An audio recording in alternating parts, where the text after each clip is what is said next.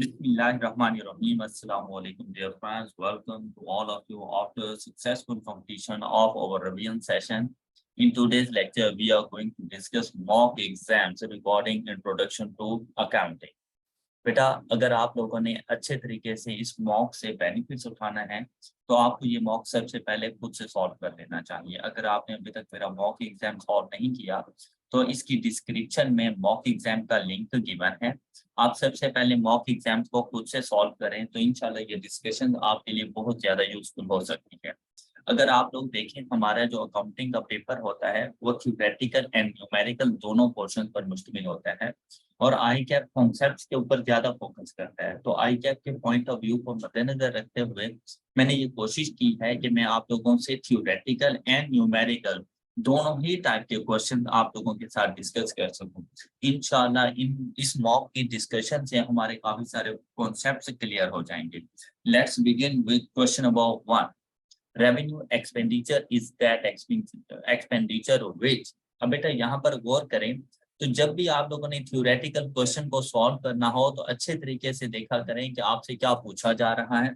फिर आपने उनके एमसीक्यूज को अच्छे तरीके से देखना है कि इनमें से कौन कौन से एमसीक्यूज हमारे लिए बेनिफिशियल है। अब रेवेन्यू एक्सपेंडिचर के बारे में बेटा हम लोगों ने पढ़ा हुआ है, ये ऐसे एक्सपेंसेस होते हैं जो ड्यूरिंग द पीरियड इनकर्ड होते हैं और हमारे प्रॉफिट एंड लॉस अकाउंट का पार्ट बन जाते हैं। इनका ताल्लुक साइज ऑफ अमाउंट से नहीं होता कि ये स्मॉल साइज के हैं या ग्रेटर अमाउंट के हैं। इनका ताल्लुक इस चीज से नहीं है, इसीलिए ऑप्शन सी हमारा आंसर नहीं हो सकता। रेवेन्यू एक्सपेंडिचर का ताल्लुक पास से भी नहीं होता, इसलिए ऑप्शन ए भी हमारा आंसर नहीं हो सकता। और रेवेन्यू एक्सपेंडिचर हमें फ्यूचर पीरियड्स में बेनिफिट नहीं दिया करते, इसीलिए ऑप्शन डी भी हमारा आंसर नहीं हो सकता। तो basically revenue expenditure is that expenditure which is intended to benefit the current period. तो हमारे पास इसका करेक्ट आंसर होगा option B. Next question, which of the following is not a capital expenditure. बेटा कैपिटल एक्सपेंडिचर ऐसे expenditure होते हैं जो लॉन्ग टर्म बेनिफिट्स हमें दिया करते हैं। तो हम लोगों ने बताना है कि इनमें से कौन कौन सा ऐसा है जो कैपिटल एक्सपेंडिचर नहीं है। जैसे अगर हम लोग बात करें लेटर ऑफ क्रेडिट की, charges paid to bank for import of plant. तो बेटा प्लांट से रेलिवेंट अगर हम लोग कोई लेटर ऑफ क्रेडिट बैंक से इशू करवाते हैं तो इसके ऊपर हमें चार्जेस देने पड़ते हैं। ये प्लांट के लिए डायरेक्टली एट्रीब्यूटेबल एक्सपेंस है और प्लांट की कॉस्ट का पार्ट बन जाता है। इसीलिए letter of credit issuance charges जो हमारे पास होते रहते हैं ये हमेशा कैपिटल एक्सपेंडिचर है। कैरेज इनवर्ड फॉर प्लांट, तो अगर ट्रांसपोर्टेशन इनवर्ड है हमारे पास प्लांट से रेलिवेंट तो वो भी प्लांट की कॉस्ट का पार्ट बन जाती है। कॉस्ट ऑफ रीलोकेटिंग प्लांट, बेटा फर्स्ट टाइम अगर आप उसे किसी भी लोकेशन पर लेके आते हैं which is intended by management तो वो तो हमारे पास कैपिटलाइज हो जाती है। लेकिन अगर इसकी रीलोकेशन की जाती है प्लांट की from one place to another place after installation, तो बेटा इंस्टॉलेशन के बाद एसिड जब भी हमारे पास रेडी टू यूज कंडीशन में हो जाता है उसके बाद होने वाले उसके सब्सिक्वेंट एक्सपेंडिचर्स कैपिटलाइज नहीं होते, वो रेवेन्यू नेचर में जाते रहते हैं। तो हमारे पास ऑप्शन सी एक ऐसा ऑप्शन है जो कि कैपिटल एक्सपेंडिचर नहीं है। इसके बाद पायलट टेस्टिंग ऑफ प्लांट, बेटा टेस्टिंग कॉस्ट हमेशा डायरेक्टली एट्रीब्यूटेबल एक्सपेंस होती है और प्लांट की कॉस्ट का पार्ट बन जाती है। ए बी एंड डी हमारे पास कैपिटल एक्सपेंडिचर है एंड ऑप्शन सी हमारे पास कैपिटल एक्सपेंडिचर नहीं है। तो यहाँ पर आप एक क्वेश्चन को बहुत अच्छे तरीके से देखा करें। अगर आप इजी होकर क्वेश्चंस को सॉल्व करेंगे इंशाल्लाह विद इन टाइम आप अपने पेपर को कंप्लीट कर पाएंगे और मैक्सिमम मार्क्स गेन कर सकते हैं। तो यहाँ पर देखें is not a capital expenditure, तो उसके लिए ऑप्शन सी हमारा करेक्ट आंसर होगा। क्वेश्चन नंबर 3 देखें, यहाँ पे कहते हैं विच of the following explain the prudence concept. बेटा प्रूडेंस कॉन्सेप्ट हमारे पास होता है कि आप लोगों ने एसिड्स को और अपने एक्सपेंसेस को कभी भी ओवरस्टेट नहीं करना, जबकि अपनी लाइबिलिटीज और इनकम्स को आप लोगों ने अंडरस्टेट करके नहीं बताना। तो यहाँ पर अगर आप लोग देखें तो acids should not be overstated and liabilities should not be understated, ये हमारे पास प्रूडेंस का कॉन्सेप्ट आ जाता है। Option C is correct answer. Purchase of furniture for cash, तो इसके लिए अगर आप लोग देखें तो कहते हैं इंक्रीज टोटल एसिड्स। बेटा अगर हम लोग फर्नीचर परचेज कर रहे हैं, हमारे नॉन करंट एसिड्स में इंक्रीज है लेकिन हमारे करंट एसिड्स में डिक्रीज है। अगर आप यहाँ पर टोटल एसिड्स की बात करें तो total acids keeps total acids unchanged, तो इससे हमारे टोटल एसिड्स में किसी किस्म का कोई फर्क नहीं आएगा। Next, expenses paid by an entity decreases। अगर हम लोग एक्सपेंस पे करते हैं तो एक्सपेंस पे करने की वजह से बेटा कैश डिक्रीज हो जाता है, लेकिन एक्सपेंसिस पे करने की वजह से हमारा एक्सपेंस इंक्रीज, जिसकी वजह से प्रॉफिट डिक्रीज, और जब ये प्रॉफिट हमारे कैपिटल का पार्ट बनता है तो कैपिटल में भी डिक्रीज आ जाता है। तो करेक्ट आंसर हमारे पास ऑप्शन सी होगा। Free distribution of samples from the stock will recorded as.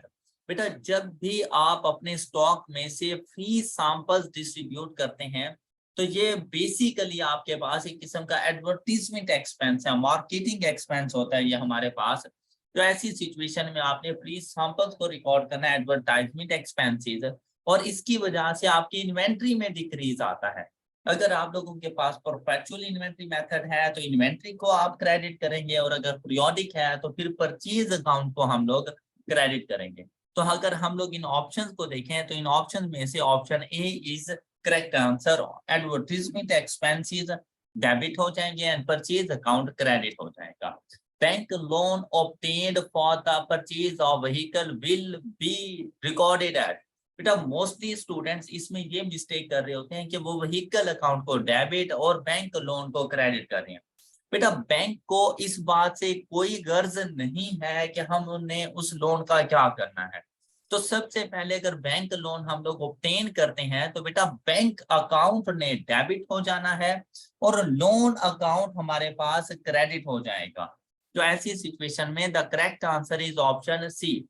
इसमें से जब हमारे अकाउंट में पैसे आ जाएंगे फिर हम लोग व्हीकल्स परचेज करते हैं, उसके लिए जो एंट्री रिकॉर्ड करेंगे वो हम लोग व्हीकल्स टू बैंक अकाउंट कर सकते हैं, लेकिन बेटा vehicles to bank loan account हम लोग नहीं कर सकते। द करेक्ट आंसर इज आपने बैंक को डेबिट करना है लोन के अगेंस्ट और लोन अकाउंट को आपने क्रेडिट कर देना है। ऑप्शन डी क्वेश्चन नंबर 8 में अगर आप लोग देखें तो इसमें लिखा हुआ है हमारे पास, if during an accounting period the assets increased by 700, owners equity decreased by rupees 300, then liabilities must have। तो बेटा अगर ऐसी सिचुएशन में आप देखें, हम लोगों ने अकाउंटिंग इक्वेशन पढ़ी हुई है कि all assets is equal to capital plus liability. अब अगर हम लोगों ने इसमें से लायबिलिटीज को आइडेंटिफाई करना है तो हम लोग लिख सकते हैं कि liabilities is equal to assets minus capital. अब यहाँ पर देखें एसेट्स में इंक्रीज है तो पॉजिटिव वैल्यू के साथ हम इसे लिख देंगे 700,000 माइनस ये फार्मूले वाला, और डिक्रीज है हमारे पास कैपिटल में तो इसको लेस साइन के साथ हम लोग लिख देंगे 300,000।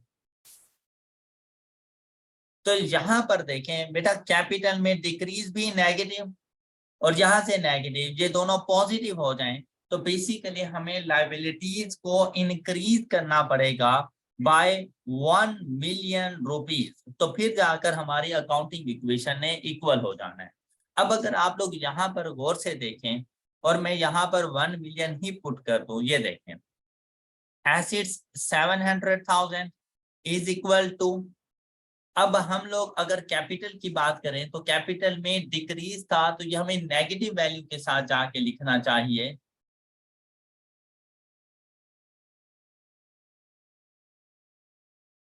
-300। अब लायबिलिटीज में मुझे क्या ऐड करना चाहिए लायबिलिटीज के तौर पर कि हमारे पास ये लेफ्ट हैंड साइड के इक्वल आ जाए, तो मुझे यहाँ पर ये अमाउंट ऐड कर लेनी चाहिए। तो हमारे पास liabilities increased by ₹1 million. Purpose of chart of accounts is, ऐसे बहुत से क्वेश्चन आपको अपने ICAT के एग्जाम्स में नजर आएंगे। तो यहाँ पर देखिए बेटा चार्ट ऑफ अकाउंट्स की जो पर्पस होती है, assigning a unique number of each account, ये भी इसका पर्पस है कि तमाम अकाउंट्स के लिए यूनिक आइडेंटिफिकेशन होती है। Grouping of accounts under the main head of accounts, तमाम अकाउंट्स को हम लोग ग्रुप्स बना के लिख सकते हैं। And road map to journal ledger, और जर्नल लेजर्स के लिए हमें ये रोड मैप प्रोवाइड करता है।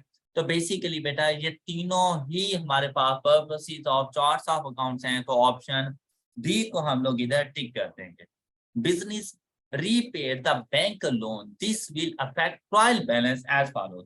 बेटा जब हम लोग बैंक लोन को रीपे करते हैं तो हमारे पास एंट्री बनती है, लोन अकाउंट डिक्रीज करेंगे हम लोग, डेबिट हो जाएगा, एंड साथ में बैंक अकाउंट को ये भी हमारे पास डिक्रीज हो जाएगा। अब अगर आप लोग गौर से देखें बेटा, बैंक का ताल्लुक हमारे ट्रायल बैलेंस की डेबिट साइड से है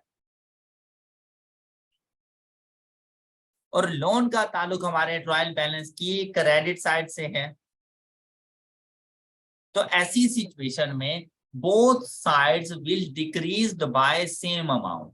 तो यहाँ पे देखें, total of debit will increase, credit will decrease, दोनों के साथ सेम इंपैक्ट आना चाहिए और दोनों को डिक्रीज होना चाहिए। तो हम लोग लिखेंगे total of debit and credit sides both will decrease. Question number 10 का option B. Machinery purchase on credit will be recorded in, बेटा जब हम लोग मशीनरी को परचेज करते हैं क्रेडिट पर तो ये हमेशा जर्नल का पार्ट बनती है, बुक्स ऑफ प्राइम एंट्रीज के अंदर। इसी तरह in which of the following book bad debts are recorded, bad debts भी हमारे पास जर्नल का पार्ट बना करते हैं। Question number 13, D bought goods on credit from Shaun traders. तो अब देखिए बेटा, इस स्टेटमेंट में जी ने परचेज किए हैं गुड्स शॉन ट्रेडर्स से, तो बेसिकली शॉन ट्रेडर्स हमारे पास सप्लायर है और जो जी है हमारे पास, ये हमारे पास कस्टमर है। The goods were not according to the requirement specification, therefore return to ST. अब जी ने गुड्स रिटर्न कर दी एसटी को, which document should G send to ST, G को कौन सा डॉक्यूमेंट सेंड करना चाहिए अपने सप्लायर्स को। तो बेटा बेसिकली जब गुड्स रिटर्न की जाती है ना तो हमेशा सप्लायर अपने कस्टमर्स को क्रेडिट नोट इशू करता है, लेकिन इस सिचुएशन के अंदर जी कस्टमर अपने सप्लायर को डॉक्यूमेंट इशू कर रहा है, सेंड कर रहा है। तो बेटा कस्टमर हमेशा अपने सप्लायर को गुड्स रिटर्न की सिचुएशन में डेबिट नोट इशू किया करता है और क्रेडिट नोट रिसीव किया करता है अगर उसने परचेज को रिटर्न करना है। तो क्वेश्चन नंबर 14 देखें, यहाँ पर कहते हैं journal ledger is also called main ledgers, nominal ledger, subsidiary ledger. तो बेटा जर्नल लेजर्स को हम लोग main ledgers and nominal ledgers कहा करते हैं। तो अब हमारे पास करेक्ट आंसर बन जाएगा ऑप्शन बी। नेक्स्ट हमारे पास क्वेश्चन नंबर 15 में, provision needs not to be calculated for. हम लोग ऐसी कौन सी सिचुएशन है जिनके लिए प्रोविजंस को कैलकुलेट नहीं करते।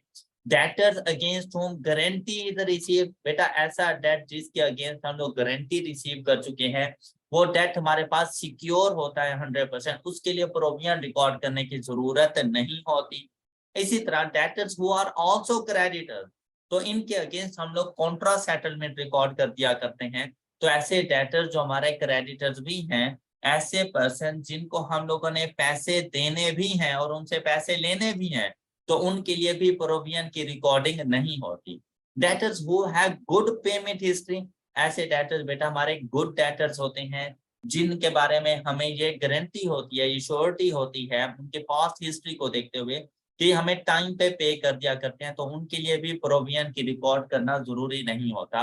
Export debtors who have open letter of credit, बेटा हमारे ऐसे डेटर्स जो हमें लेटर ऑफ क्रेडिट इशू करवा देते हैं तो भी हमारा ये डेट बिल्कुल सिक्योर हो जाता है क्योंकि बैंक के पास हमारे बिहाफ पे पैसे मौजूद होते हैं। तो इन चारों सिचुएशंस के अंदर प्रोविजंस की रिकॉर्डिंग की जरूरत नहीं होती। तो option D is correct answer. Question number 16, which of the following best explain the ageing. अब अगर बेटा हम लोग एजिंग की बात करें तो यहाँ पर एजिंग से मुराद बैड डेट्स के टॉपिक में डेट की एजिंग है, ना कि डेटर्स की। तो इसके लिए जो हमारा करेक्ट आंसर बनता था, to keep the record of outstanding period of balance, कि कौन सा बैलेंस हमारा कितने अरसे से आउटस्टैंडिंग है, इसको हम लोगों ने एजिंग कहना होता है। Decrease in provision for doubtful debts results in, तो बेटा हमेशा याद रखिएगा कि अगर प्रोविजन में इंक्रीज आ जाए तो ये एक्सपेंस के तौर पे रिकॉर्ड होती है और हमारे प्रॉफिट्स को डिक्रीज कर देती है। लेकिन अगर प्रोविजंस में डिक्रीज आ जाए तो ये हमारे पास रिडक्शन इन एक्सपेंसेस में जाती है। एक्सपेंसेस में डिक्रीज तो प्रॉफिट में इसकी वजह से हमेशा इंक्रीज आ जाता है। Opening and closing net debtors were 2730 and 5510. Provisions for the year has been calculated at 5%, which is rupees 80 higher than opening provision. Calculate opening debtors account balance. बेटा यहाँ पर देखें debtors account हमेशा gross amount के साथ होते हैं, जबकि हमें नेट डेटर्स बता दिए गए हैं ओपनिंग एंड क्लोजिंग। अब हमें साथ में एक हिंट दिया गया है कि जो हम लोग प्रोविजंस की रिकॉर्डिंग कर रहे हैं वो 5% के हिसाब से कर रहे हैं। अब इसका मतलब ये है कि इसका हमने 5510 बेसिकली हमारे टोटल डेटर्स का प्रोविजंस को चार्ज करने के बाद 95% है। तो हम लोग यहाँ से अपने ग्रॉस डेटर्स फाइंड करेंगे तो हमारे पास ये अमाउंट आती है 5510 डिवाइडेड बाय 95। अब बेसिकली हम लोगों ने प्रोविजंस के बैलेंस को देखना है, तो प्रोविजंस कितनी चार्ज हुई तो इसको मल्टीप्लाइड बाय 5 कर दें। तो यहाँ से आपको पता चल जाएगा कि हमारे पास प्रोविजन कितनी चार्ज हुई, क्लोजिंग प्रोविजन, क्योंकि मैंने ये क्लोजिंग नेट डेटर्स उठाए। तो यहाँ पर देखें 5510 डिवाइडेड बाय 5% प्रोविजन चार्ज करने के बाद ये हमारे पास 95% है। तो इनके ऊपर कितनी प्रोविजन चार्ज हुई multiplied by 5 is equal to 290 provision का क्लोजिंग बैलेंस है हमारे पास। यहाँ पे आप इसको यूं समझते, कैरीड डाउन बैलेंस 290।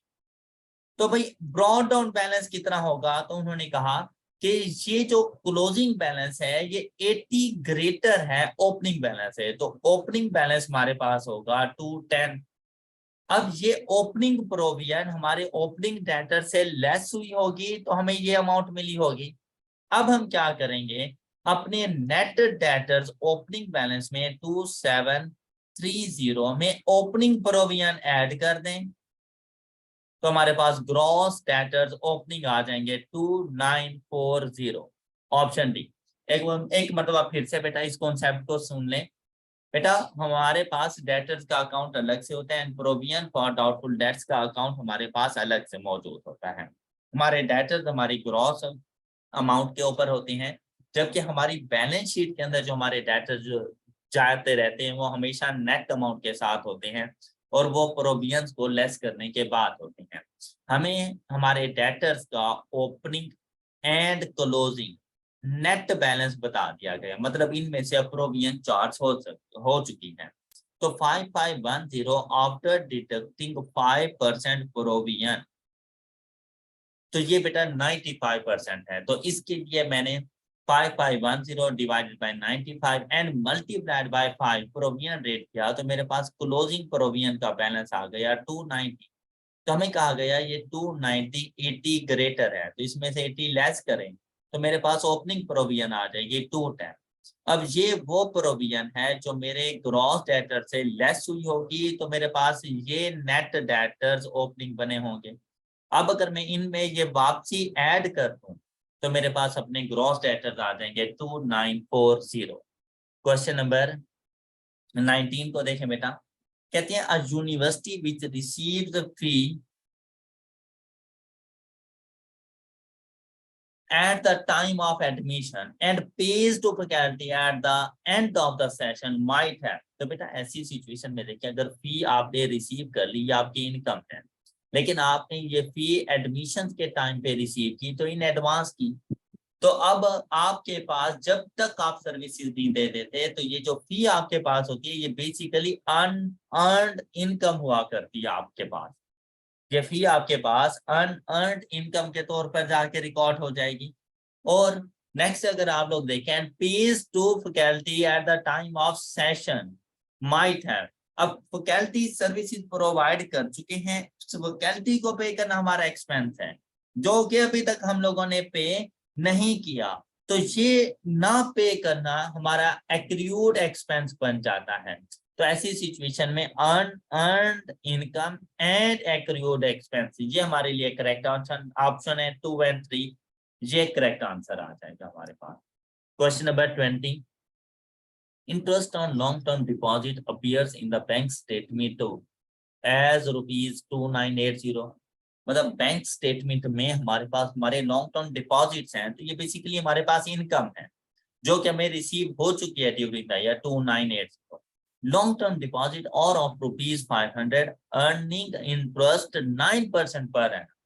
अब टोटल जो हमारी पूरे साल की इनकम बनती है वो 500,000 मल्टीप्लाइड बाय 9%, 45,000 बनेगी।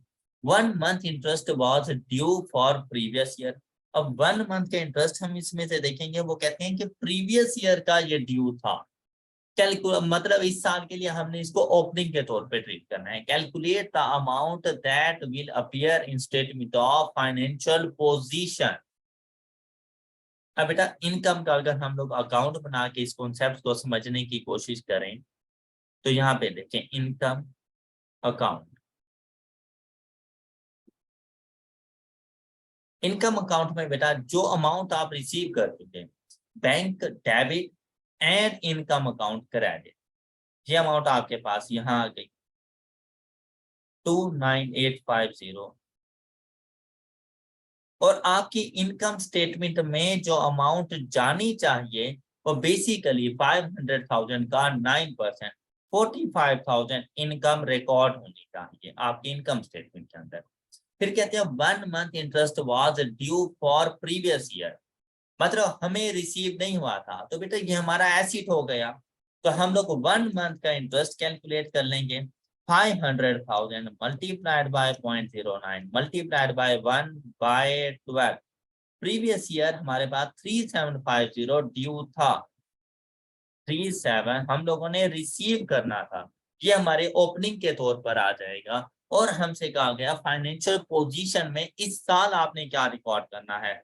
तो बैलेंसिंग वैल्यू देखें बेटा, हमारे पास डेबिट साइड का टोटल इंक्रीज हो रहा है और हमारे पास डेबिट साइड का टोटल आ रहा है 48750। यहाँ पर भी हम लोग लिख देंगे 48750। अब इसमें से अगर हम लोग माइनस कर दें 29850, 48750 माइनस 29850 इज इक्वल टू 18900। हमारे पास ये बैलेंस के तौर पर, अब यहाँ पे देखें 189, बेटा ये क्रेडिट साइड पे अपना क्लोजिंग दे रहा है, तो ये हमारा एक किस्म का एसिड बन गया है। तो ये हमारे पास एक्रूड इनकम ऑफ ₹18900 के तौर पर रिकॉर्ड हो जाएगा। Now move to question number 21. An unearned revenue in the books of receiver is likely to be।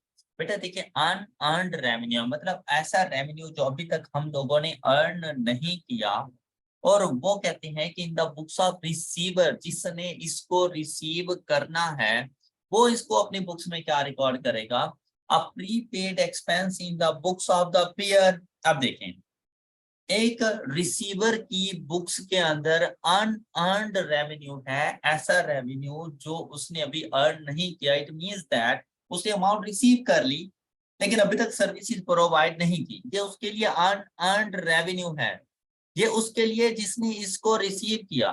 तो बेटा जिसने पे किया होगा पेयर की बुक्स के लिए, तो वो एक किस्म का प्रीपेड एक्सपेंस के तौर पर आएगा कि उसके लिए ये एक ऐसा एक्सपेंस होगा जो उसने प्रीपेड कर दिया है। तो क्वेश्चन नंबर 21 का करेक्ट आंसर ऑप्शन ए हमारे पास होगा। फिर हमारे पास आता है question number 22, which of the following does not appear in bank reconciliation statement. बेटा हमेशा याद रखिएगा कि unpresented cheques, uncredited cheques, mistakes made by the bank, ये 3 चीजें हैं जो हमेशा बैंक रिकॉन्सिलिएशन स्टेटमेंट में आती हैं। अगर इसके अलावा कोई भी और चीज है तो वो हमारी एडजस्टेड कैश बुक का पार्ट बना करती है। तो कहते हैं cheque issued to supplier but amount not deducted from the bank, ऐसे चेक्स बेटा अनप्रेजेंटेड चेक्स कहा जाता है। ये BRS का पार्ट होते हैं। Cheques received from customer but funds not transfer to bank account, ऐसे चेक को बेटा अनक्रेडिटेड चेक्स कहते हैं, ये भी BRS का पार्ट होते हैं। Cheques received from a customer but returned from bank as not sufficient fund, बेटा ये हमारे पास बेसिकली डिसऑनर्ड चेक हुआ करते हैं, और डिसऑनर्ड चेक का हमेशा एडजस्टेड कैश बुक का पार्ट बनते हैं, कभी भी हमारी बैंक रिकॉन्सिलिएशन स्टेटमेंट का पार्ट नहीं बनते। Interest wrongly charge by bank, बेटा ये बैंक की मिस्टेक है, तो बैंक की मिस्टेक भी बैंक रिकॉन्सिलिएशन स्टेटमेंट का पार्ट बना कर दिया। तो correct answer is option C, which is not appear in BRS. In preparing bank reconciliation statement, which of the following statement come true? तो ऐसी सिचुएशन में देखें, स्टेटमेंट्स को बहुत अच्छे तरीके से पढ़ा करें। इसमें देखें, कहते हैं unpresented cheques are added to balance as per bank statement. बेटा BRS का फॉर्मेट आप लोगों ने हमेशा याद रखना है, और अगर आप लोग एक ही फॉर्मेट पे रहेंगे तो आपको BRS अच्छे से समझ आ जाएगी। अगर आप इसका स्टार्ट करते हैं balance as per bank statement, तो बेटा इसमें हमेशा अनप्रेजेंटेड चेक्स लेस हुआ करते हैं और अनक्रेडिटेड चेक्स ऐड हुआ करते हैं, और हम लोग पहुंच जाते हैं बैलेंस एज पर कैश। और अगर हम लोग इसका उलट कर दें कि अगर हम लोग इसका स्टार्ट करें balance as per cash book से, तो फिर अनप्रेजेंटेड चेक्स ऐड हो जाएंगे और अनक्रेडिटेड चेक्स लेस हो जाएंगे, और हम पहुंच जाएंगे balance as per bank statement. अब इसकी स्टेटमेंट को गौर से देखें, कहते हैं unpresented cheques are added to balance as per bank statement. बेटा बैंक स्टेटमेंट में अनप्रेजेंटेड चेक्स लेस होते हैं, तो ये स्टेटमेंट गलत है। अब अगर ये स्टेटमेंट गलत है, it means that option A option B हमारे आंसर नहीं हो सकते। इसी तरह देखें, uncollected cheques are deducted from positive balance of cash book.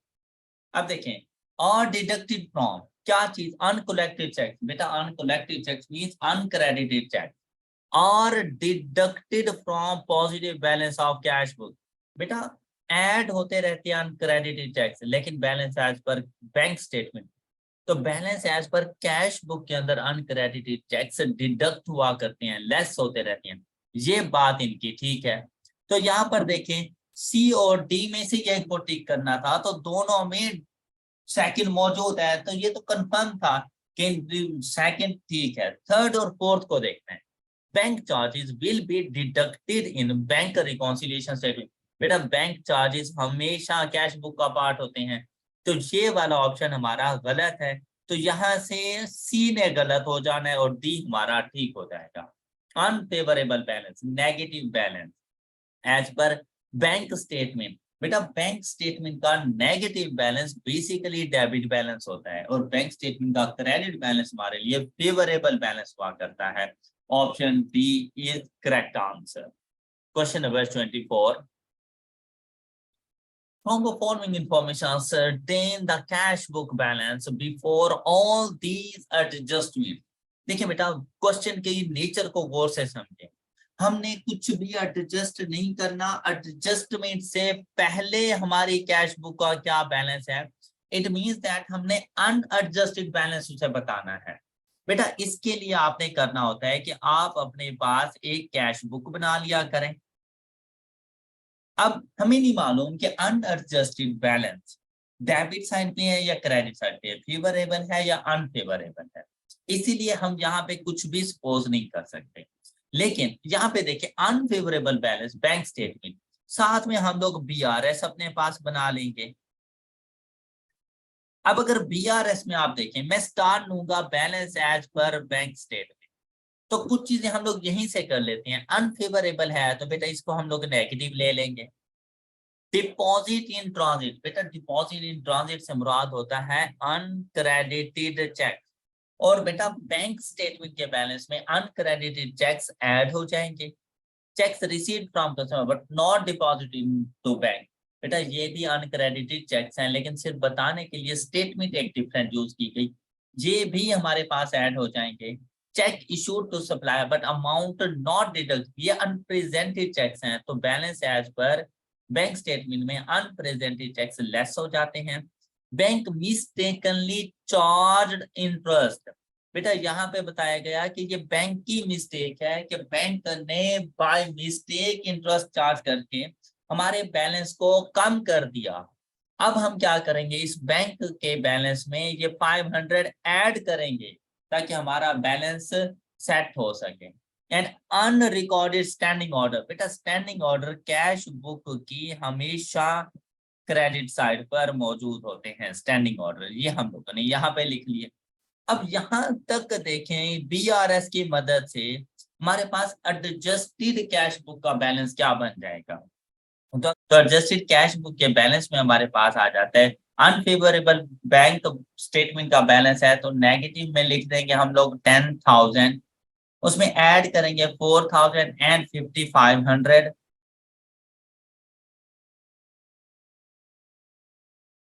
Less करेंगे 3,500 एंड ऐड कर देंगे 500।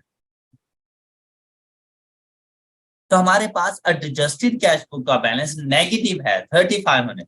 बेटा नेगेटिव होने की सिचुएशन में हम इस बैलेंस को यहाँ पे आके लिखेंगे 3,500। अब हमसे कहा गया कि हमने इसको एडजस्ट करना है, तो अब एडजस्ट करने के लिए गए तो यहाँ पर ये मुझे बैलेंस चाहिए, ये मेरे पास अनएडजस्टेड क्लोजिंग बैलेंस आ गया और मैंने बिफोर एडजस्टमेंट ये सारा बैलेंस बताना था। तो मेरे पास देखें क्रेडिट साइड पर, कैश बुक की क्रेडिट साइड पर होने की वजह से 2,500 अनफेवरेबल बैलेंस के तौर पे रिकॉर्ड हो जाएगा। Question number 25, from the following information find out balance to be reported in statement of financial position. बेटा ऐसी सिचुएशन में स्टेटमेंट ऑफ फाइनेंशियल पोजीशन के अंदर हमेशा एडजस्टेड कैश बुक का बैलेंस लिखा जाता है। या तो आप कैश बुक का डाटा गिवन है तो कैश बुक को जाके एडजस्ट करें, आपके पास बैलेंस आ जाएगा। अदरवाइज आप यही काम अपनी बीआरएस के साथ भी कर सकते हैं।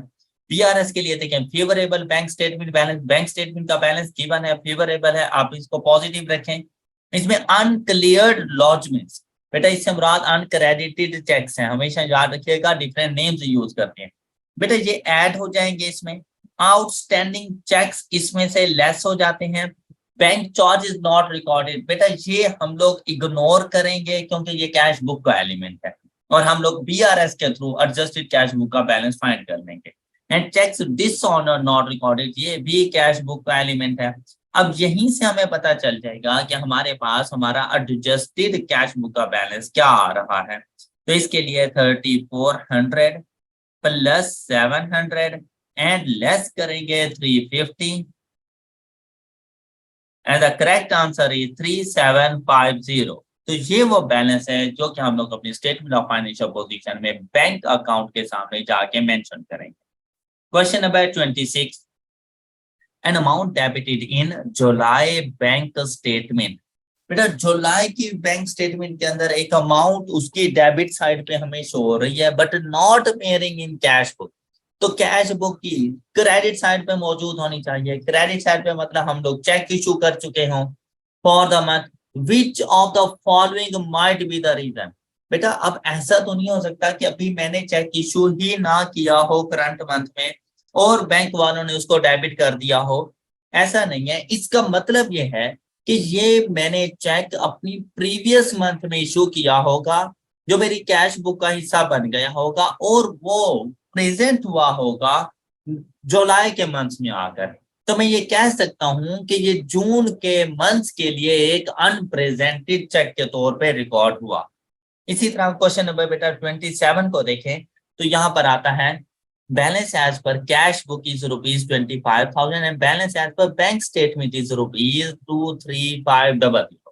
Which of the following statement will reconcile the difference in full?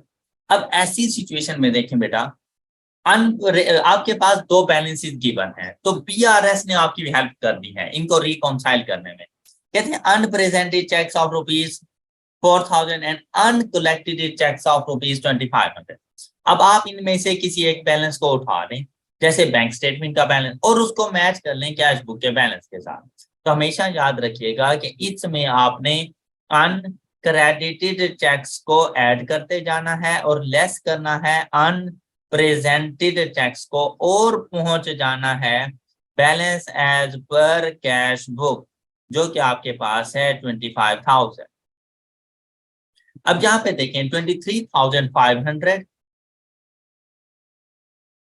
इसमें आप अनप्रेजेंटेड चेक्स लेस करेंगे 4,000, ऐड करेंगे uncollected cheques 2,500 is equal to, ये 22,000 आ रहे हैं जबकि हमारे पास 25,000, तो ये हमारा आंसर नहीं है। इसी तरह से 700 ऐड करेंगे एंड अनकलेक्टेड चेक्स 800 लेस करें, प्लस अनप्रेजेंटेड चेक्स बेटा ये लेस हो जाएंगे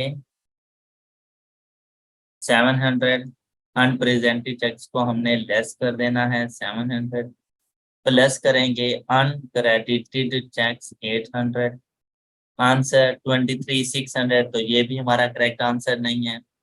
अनप्रेजेंटेड चेक्स 3,000 के, अब हम लोग 3,000 इसमें से लेस कर देंगे और ऐड करेंगे 4,500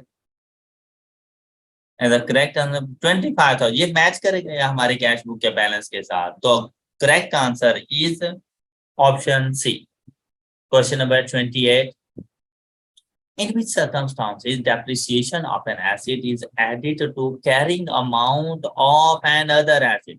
बेटा जब आपका एसिड किसी और एसिड की कंस्ट्रक्शन के अंदर यूज हो रहा हो तो ऐसी सिचुएशन में आपने उस एसिड की डेप्रिसिएशन को न्यूली कंस्ट्रक्ट एसिड की कॉस्ट का पार्ट बना सकते हैं। तो देखिए when asset being depreciated is not in use, ऐसी कोई बात नहीं है। When asset is being used in production of another asset, ये बात बिल्कुल ठीक है। जब production of another asset में हमारा एसिड यूज हो रहा हो तो इस एसिड की डेप्रिसिएशन को हम उस एसिड की कैरिंग अमाउंट का पार्ट बना देते हैं, कॉस्ट ऑफ एसिड का पार्ट बन जाता है। Acid market value is greater than, इसका कोई ताल्लुक नहीं है। Acid being depreciated is impaired, तो इसका भी कोई ताल्लुक नहीं है इसमें। Question number 29, residual value is deducted from cost which calculating depreciation charge for the year except in, बेटा रेजिडुअल वैल्यू डिडक्ट होती रहती है, मतलब डेप्रिशिएबल अमाउंट के ऊपर हम लोग डेप्रिसिएशन चार्ज करते हैं सिवाय एक मेथड के, और वो है हमारे पास रिड्यूसिंग बैलेंस मेथड। इसमें हम लोग डेप्रिशिएबल अमाउंट नहीं कैलकुलेट करते, इसमें कॉस्ट और डब्ल्यूडीवी के ऊपर। बाकी तमाम मेथड्स में हमेशा कॉस्ट माइनस रेजिडुअल वैल्यू होती है और उसके ऊपर डेप्रिसिएशन चार्ज होती है। Marhaba Textile was depreciating its plant of rupees 10 million with residual value of 5% of cost by 15% reducing balance method. During the year 3, it changed its depreciation method to 10% straight line method, change in accounting estimates. Residual value remained same. What will be the depreciation charge for the year? बेटा जिस साल हमारे पास change in accounting estimate आता है उस साल हम लोगों ने एसिड्स की डब्ल्यूडीवी को, उसकी कैरिंग अमाउंट को हम लोगों ने कॉस्ट ऑफ एसिड कंसीडर करना है, और उस साल की डेप्रिसिएशन हमेशा कैरिंग अमाउंट के ऊपर चार्ज की जाती है। अब यहाँ पर देखें 10 मिलियन टोटल कॉस्ट है और 15% रिड्यूसिंग बैलेंस मेथड।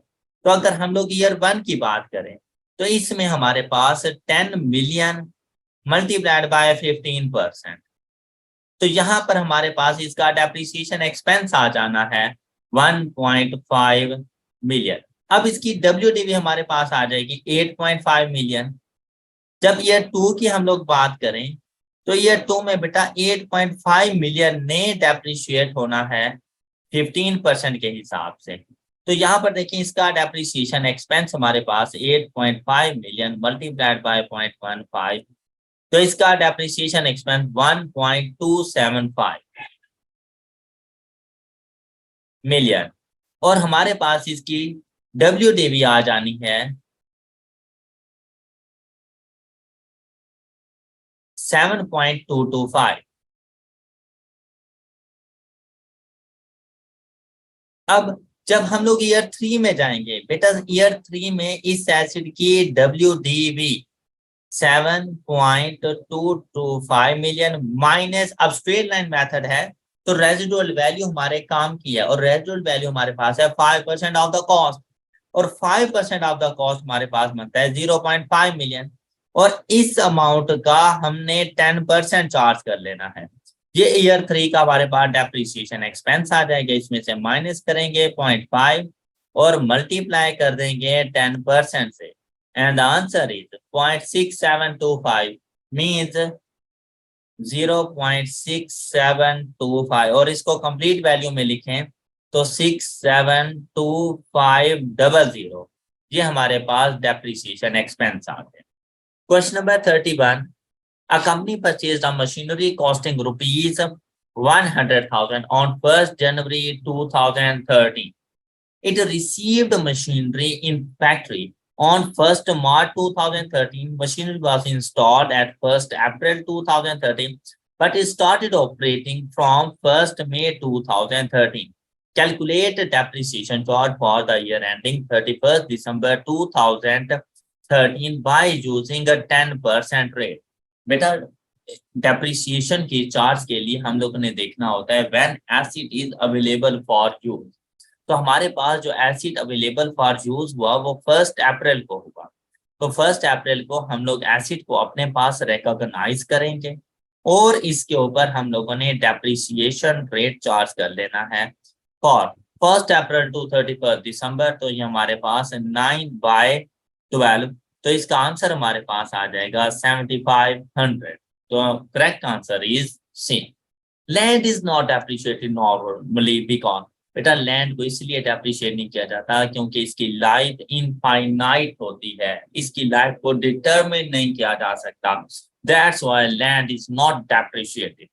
इन inflationary trend closing stock value under 5, बेटा हमेशा याद रखिएगा कि अगर इन्फ्लेशनरी ट्रेंड है तो FIFO मेथड से हमेशा क्लोजिंग स्टॉक की वैल्यू ग्रेटर होगी as compare to weighted average, और अगर डिफ्लेशनरी ट्रेंड होगा तो FIFO मेथड से वैल्यू कम आनी है as compare to weighted average. तो यहाँ पर देखिए इन्फ्लेशनरी गैप कहते हैं stock value under FIFO will be higher than closing stock value under weighted average method। तो बेटा ऑप्शन सी इसमें ठीक आ जाएगा हमारे पास। Question number 34, NRV loss is adjusted from stock value due to, हाँ जी बेटा NRV loss, basically NRV loss inventory के ऊपर कैलकुलेट होता रहता है, और इन्वेंट्री हमारे पास एसेट्स है, इसको रिकॉर्ड करने का पर्पस ये होता है कि हमारा एसिड कहीं ओवरस्टेट ना कर जाए, और इसके लिए जो अकाउंटिंग का कॉन्सेप्ट यूज होता रहता है वो है prudence concept. Question number 35, a business has 3 types of items in stock. The details as follows: quantities, cost, selling price, selling expense. At what amount inventory will be reported in statement of financial position?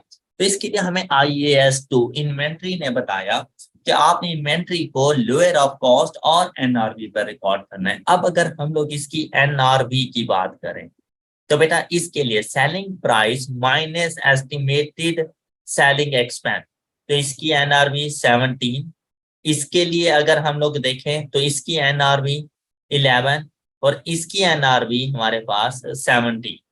अब cost और NRV में से which ever is lower हमने उसको select करना है।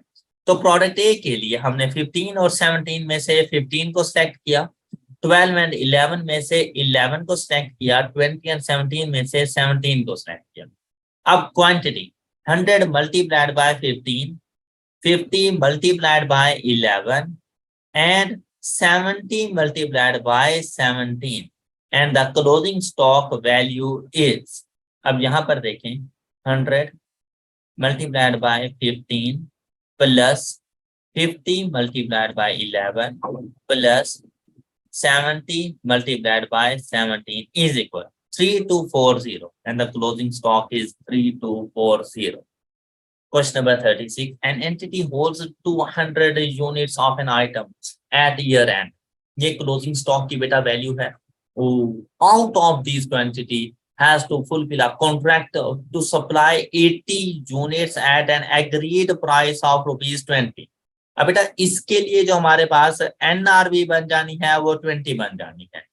The other details are as follows. Cost 18 है, normal selling price 17 और उसके ऊपर सेलिंग एक्सपेंस है ₹1 का तमाम यूनिट्स के ऊपर. तो statement of financial position will show the invent. ऐसी सिचुएशन में बेटा आपके पास 800 टोटल यूनिट्स, आप इनको 2 पार्ट्स में डिवाइड कर दें. उसमें अपने जो 80 यूनिट्स हैं जिनके लिए ऑलरेडी कॉन्ट्रैक्ट हो चुका है उनको अलग, एंड ये टोटल 200 यूनिट्स है बेटा, एंड 120 यूनिट्स को अलग. कॉस्ट की बात करें तो दोनों के लिए कॉस्ट 18, और अगर हम लोग इनकी एनआरवी में सेलिंग प्राइस की बात करें, इन 80 यूनिट्स को सेल करेंगे 20 पर और इनको सेल करेंगे 17. और सेलिंग एक्सपेंस की बात करें तो बेटा दोनों के ऊपर ₹1 का सेलिंग एक्सपेंस. तो इनकी एनआरवी, इसकी एनआरवी हमारे पास आ जानी है 19, इसकी एनआरवी हमारे पास आ जानी है 16. तो बेटा ये 80 यूनिट्स रिकॉर्ड होंगे अपनी कॉस्ट पर, जबकि ये 120 यूनिट्स रिकॉर्ड होंगे अपनी एनआरवी पर, विच एवर इज लोअर. तो अब इसकी इन्वेंट्री की वैल्यू देखें तो 80 multiplied by 18 plus 120 multiplied by 16 is equal to 3360, and the correct answer is option B. Question number 37. बेटा ये बेस्ट वे है इन्वेंट्री में एनआरवी लॉस को कैलकुलेट करना या इन्वेंट्री की वैल्यू को कैलकुलेट करने के लिए. जैसे अब यहाँ पर देखें, the closing stock as at 30 June was ₹500,000. तो बेटा आपने यहाँ पर लिख दिया अपने पास क्लोजिंग स्टॉक की value 500,000. 80% was in good condition. अब आपने इसका 80% अलग कर लेना है. 80%, तो इसका 80% आपके पास बनेगी कॉस्ट 400,000. कहते हैं it's in good condition and was expected to realise the gross margin of 20%. अब ये इसकी कॉस्ट हो गई. अब इसकी अगर सेलिंग प्राइस है बेटा 20% मार्जिन है. मार्जिन क्या होता है? Part of profit on sales. तो हम लोग इसके लिए करते रहते हैं इस तरह से कि ये आपका revenue minus cost is equal to profit. अब इसके लिए ये 20 है हमारे पास, ये 20 आ गया और ये मार्जिन है, तो फिर आपने रेवेन्यू को बेस कंसीडर करना है 100. तो कॉस्ट हमारे पास क्या हो जाएगी? 80. इस तरह से अब ये कॉस्ट गिवन है 400 जो कि इक्वल टू है 80 के, और हमने इसका रेवेन्यू कैलकुलेट करना है. तो बेटा इसको यूं कैलकुलेट किया जाएगा 400,000 divided by 80 and multiplied by 100. ये इसकी एस्टिमेटेड सेलिंग प्राइस 500,000. इसी तरह से हम लोग बाकी यूनिट्स को भी देख सकते हैं. कहते हैं 13% वाज स्लाइटली डैमेज्ड. तो इसका पहले 13% फाइंड कर लें कि उस 13% की हमें कॉस्ट क्या पड़ रही है. तो 500,000 multiplied by 13, 65,000. Slightly damaged and require additional expenditure of 30% of cost to make it saleable at normal price. और normal price क्या है? Gross profit margin of 20%. अब इसके साथ भी same treatment 65 divided by 80 and multiplied by 100.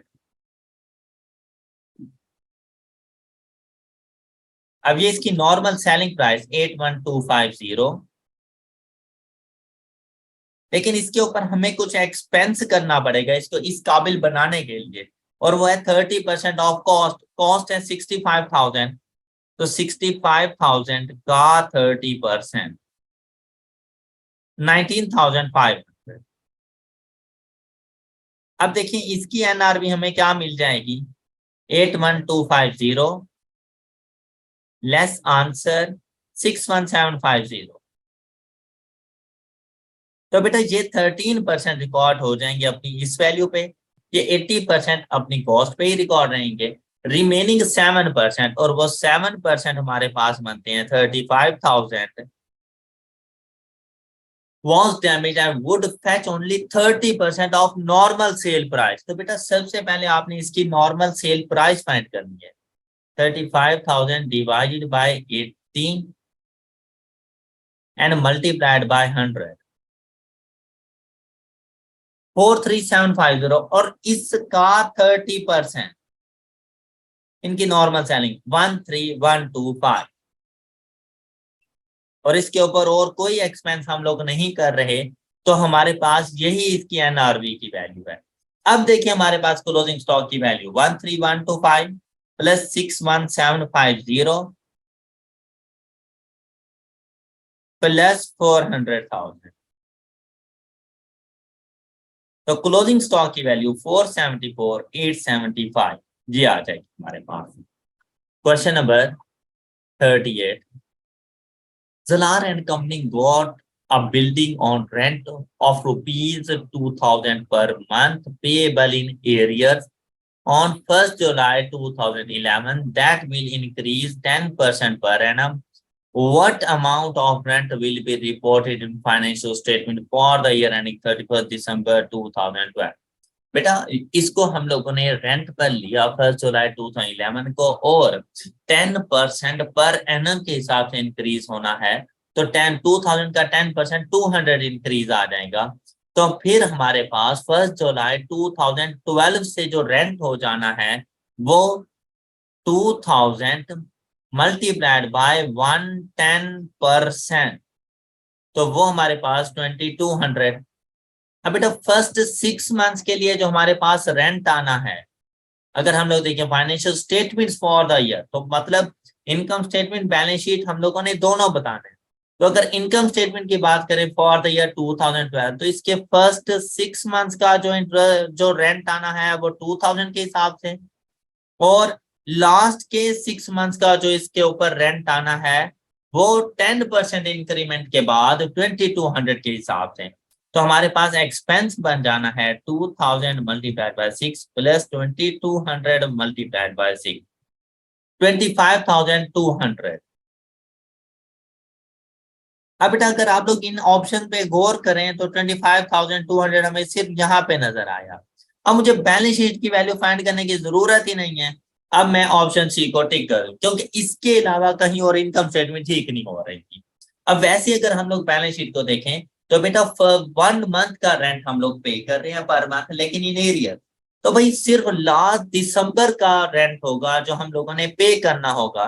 तो balance sheet के अंदर बेटा 2200 एक्रूड रेंट के तौर पर रिकॉर्ड हो जाएगा। What should be double entry to adjust the income of next accounting period received? What should be double entry to adjust the income of next accounting period received? हाँ जी, इसके लिए बेटा double entry का, इसके लिए आप कोशिश किया करें कि आप टी अकाउंट बना लिया करें, आपके लिए डबल एंट्री बड़ी इजी हो जाएगी। इनकम अकाउंट है ये देखिए, और अगर आप गौर करें कह रहे हैं आपने नेक्स्ट अकाउंटिंग पीरियड में रिसीव की, adjust the income of next accounting period received. इसके लिए हम लोग जर्नल एंट्री क्या रिकॉर्ड करेंगे? नेक्स्ट अकाउंटिंग पीरियड की इनकम हम लोग रिसीव कर चुके, तो बेटा ये हमारी लायबिलिटी बनती है, और लायबिलिटी क्लोजिंग जो लायबिलिटी हमारे पास हुआ करती है वो हमेशा इस साइड पे रिकॉर्ड होती है, और इस इनकम को हम लोग कहते रहते हैं अनअर्न्ड इनकम। अब अगर आप लोग इसकी एंट्री को देखें तो income account debit and unearned income account credit, तो ये हमारे पास ऑप्शन डी बन जाएगा। उन्होंने कहा कि नेक्स्ट अकाउंटिंग पीरियड की इनकम आप लोग रिसीव कर चुके हैं, तो उसके लिए आपके पास जर्नल एंट्री क्या बनेगी? तो बेटा ये लायबिलिटी के तौर पे यहाँ रिकॉर्ड होनी है, और ऐसी इनकम जो हम लोग रिसीव कर चुके हैं उन्हें अनअर्न्ड इनकम कहा जाता है। तो इनकम अकाउंट इसके अगेंस्ट डेबिट हो जाएगा और अनअर्न्ड इनकम क्रेडिट हो जाएगा। फिर कहते हैं Cooper and Company पे एनुअल इंश्योरेंस प्रीमियम एट 1 अक्टूबर ईच ईयर। बेटा हर साल के लिए हम लोग इंश्योरेंस पे कर रहे हैं 1 अक्टूबर और सितंबर, नेक्स्ट ईयर सितंबर के एंड तक इंश्योरेंस पे हो। What figure should be included in financial statement for the year ending 31st December 2012 if he paid the following premium? 1 अक्टूबर 2011 को ये पे किया, 1 अक्टूबर 2012 को ये पे किया। तो बेटा यहाँ से हमारे पास ये पूरे पूरे साल की पे, यहाँ से मल्टीप्लाई कर रहे हैं। ये अक्टूबर, नवंबर, दिसंबर, ये 3 मंथ तो चले गए 2011 में, तो रिमेनिंग 9 मंथ्स 2012 के। यहाँ से 1 अक्टूबर 2012 की जो पे की, तो अक्टूबर, नवंबर, दिसंबर 3 मंथ्स यहाँ से 2012 को मिल जाने हैं।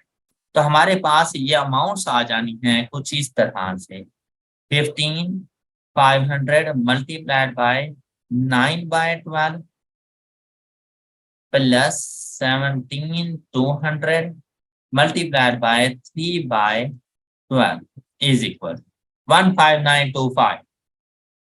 अब यहाँ पर देखें तो ये 15925 दो जगह पे है, तो ऑप्शन बी और सी हमारा आंसर नहीं हो सकता। अब हमने इधर देखना है, इधर अगर देखें तो बेटा बैलेंस शीट के अंदर हम 17,200 1 अक्टूबर को पे कर चुके हैं, उसमें से 3 मंथ्स हम लोग अपने पास रिकॉर्ड कर रहे हैं।